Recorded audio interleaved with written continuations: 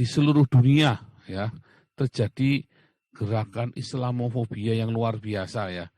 Orang-orang Islam ini udah dikasih makan, dikasih tumpangan, dikasih rumah di Swedia ya. Tapi mereka bikin ruwet ya di Swedia itu. Mereka bikin masalah. Dan ketika ada yang mengekspresikan ketidaksukaannya kepada orang Islam, mereka nggak suka, marah.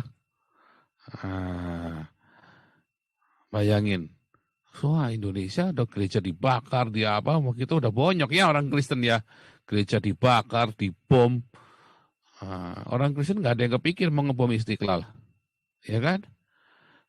Ini di Swedia baru Al-Quran dibakar, ya, 3 mobil polisi dibakar, ya, 200 orang angkat senjata, ngeri ya, yang di Swedia ini ya. Oh, ini lagi tren nih ya di Eropa ini lagi tegang nih semua di seluruh Eropa ini lagi tegang nih.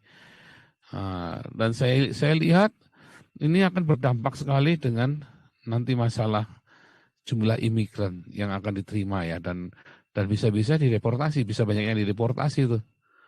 Ya, karena sudah terjadi ketidaksukaan kepada orang Islam yang luar biasa. Ya. Ada kemarahan-kemarahan terhadap orang-orang Islam ini. Entah Islam yang mana. Ya, sama saja kalau di mata saya itu moderat sama radikal sama saja edannya ya. Ini bukan benci, anti bukan, kita nggak anti Islam. Kita nggak anti Islam. Cuman respon-responnya loh, respon-respon orang Islam ini ya ini memang mengerikan sekali ya.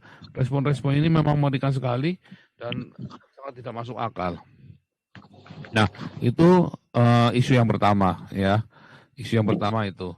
Isu yang kedua ya, ketika Masjidil Al-Aqsa di bulan Ramadan dijarah oleh tentara Israel. Nah, alasannya, wah kalau Anda lihat di media-media Indonesia kan apa bilangnya? Kurang ajar nih, biadab nih, laknat nih. Wah, tidak, seluruh dunia tidak ada yang berkomentar tentang Israel menjajah Palestina. Lawang sudah jelas-jelasan bagaimana bisa ketika orang Israel, tentara Israel masuk ke Masjid Al-Aqsa, tiba-tiba ada ratusan batu dilempar. Itu kan berarti sudah siap mereka. Artinya kenapa tentara Israel masuk ke Masjid Al-Aqsa? Orang Indonesia tolol lu, Menteri Luar Negeri ya goblok, tolol sontoloyo, Menteri Edan we, dasar Menteri Lonte ya. Itu batu sudah ada di dalam masjid, tolol lu. Memang itu masjid buat bunuhin orang. Rencananya buat bunuhin orang Israel. Ada bis lewat, bisnya orang Yahudi dilemparin pakai batu. Gimana nggak marah tentaranya? Ya karena diprovokasi. Nah orang Israel bilang, oh ini negara kami, kamu provokasi sikat kau, ya kan? Nah sekarang kalau sama itu kalau orang-orang Rohingya itu ya yang ada di Indonesia itu, terus tiba-tiba lempari kalian dengan batu, apa yang akan dilakukan? Dirancak kan? Goblok lu Menteri Luar Negeri, tolol dasar lu. Menteri Lonte juga ini orang satu ini, ya kan? Menteri Kadrun juga. Kadang-kadang caranya memprovokasi itu ya. Caranya memprovokasi, ini lagi Ramadan, ya, tentara Israel. Nggak mungkin tentara itu tiba-tiba masuk kalau nggak ada apa-apa di dalam sana. Ya, dan akhirnya Hamasnya sengaja ngelempar roket, dibalas. Nanti ceritanya apa lagi menteri? Menteri tolol, Menteri Lonte, ya kan, Menteri Kadrun. Yang disiarkan itu selalu yang memprovokasi. Kamu tidak cerita sebabnya apa. Kamu cuma cerita, oh ada tentara Israel masuk. Kamu cuma cerita, MKC menghujat, Joseph Paulusa menghujat, Saifuddin menghujat. Kamu tidak tahu, tidak kasih tahu mengapa ada cerita seperti itu. Ada sebabnya. Edan ini ya, orang Indonesia, orang-orang Islam ini. Memang ya saatnya puasa itu iblis-iblis itu dilepas ya. Itu kamu dibohongin kalau iblisnya dirantai.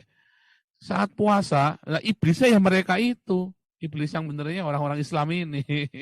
Saatnya puasa itu ya jadi iblis-iblisnya itu merasuk di dalamnya. Ditawan di dalam badannya orang Islam. Sehingga kerasukan setan ya. Saat puasa itu selalu ya. Pertama dari zaman Muhammad. Lagi puasa malah bunuh 1.000 orang coba. Itu kan namanya kerasukan iblis kan. 300 orang bunuh 1.000 orang itu kan kerasukan iblis itu. Iya kan? Kerasukan iblis itu Muhammad itu. Lagi puasa-puasa bunuh 1.000 orang Quraisy. lagi di jalan baik-baik, lagi mau dagang dicegat, dirampok, dibunuh. Nah, itu kan namanya kan laknat biadab kan nabinya kan. Nah, lagi puasa, mesti lagi puasa ada gegeran di seluruh dunia. Lagi puasa pasti gegeran dari masa ke masa. Nah, ini sama di Indonesia juga lagi puasa gegeran. Puasa-puasa malah gebuki orang edan. Puasa-puasa malah bakal gereja. Puasa-puasa malah jihad kan tolol kan, malah bunuhin orang. Nah, itu apakah dipikir hal seperti itu? Makanya Indonesia tolol karena mayoritas masih Islam. Saya tidak anti-Islam, tetapi ketika suatu komunitas dikuasai oleh Islam, memang komunitas itu akan menjadi tolol. Ya, memang komunitas itu akan menjadi tolol. Itu fakta, saya tinggal di Indonesia lebih dari 40 tahun, tinggal di tengah-tengah orang Islam. Ya, ini bukan hate speech, ini fakta. Orang Eropa kamu nggak pernah tinggal di tengah-tengah orang Islam. Kedua, fakta yang kedua ya. Fakta yang pertama, mayoritas di tengah mayoritas itu pasti edan pokoknya. Ya. Dan orang-orang Islam ini tidak pernah bisa tidak pernah bisa untuk dibaikin. Ya. Selalu nginjek. Itu fakta yang pertama ya. Mereka kerasukan iblis. Ya iblisnya mereka sendiri. Ya. Allah itulah iblis. Allah SWT itulah iblis yang sesungguhnya yang menghasut kalian orang-orang Islam. Sehingga jadi edan. Makanya lagi saat Ramadan itu saatnya edan orang Islam. Wah, apalagi kalau lagi Lebaran itu ya. Ya wah mereka dung breng sarimi akbar. Itu kan sarimi pergi ke pasar dung breng. Wah itu sama-sama Allah. Ya kan lagi jalan papasan pakai mobil sama-sama dung breng bisa tiba-tiba berantem itu. Ya kan? Kalau lagi malam takbiran itu kan wah, bisa sama-sama berantem, bisa berkelahi loh sama-sama Allahu Akbar itu. Nggak ada angin, nggak ada hujan, bisa tiba-tiba kelahi kan? Ya kan? Kemarin kan tahun ini sudah nggak ada rahasia terlalu hebat kayak tahun kemarin atau ditutupin ya. Tahun kemarin kan setelah saya teriakin kan semua tiba-tiba pada waras semua ya kan, pada surupan semua, setannya pada lepas semua. Sekarang mendingan kan? Makanya saya kemarin tanya, Slim, puasamu masih lalim apa enggak? Oh ternyata masih edan, Islamnya puasanya masih edan.